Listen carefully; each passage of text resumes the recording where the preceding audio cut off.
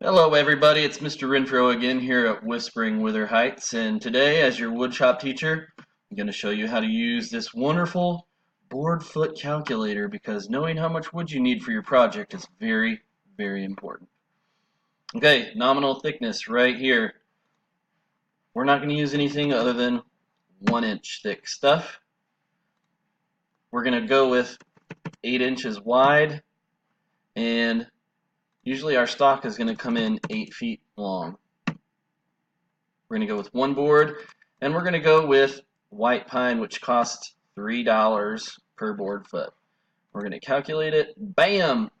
Total board feet on that is $5, 5.33 board feet, and a cost of $16. All right, so that project's going to cost you almost 20 bucks.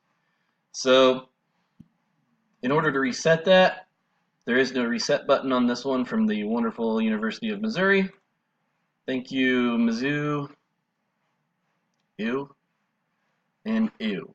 But anyways, if you need anything else, just let me know, and I'll tell you about it.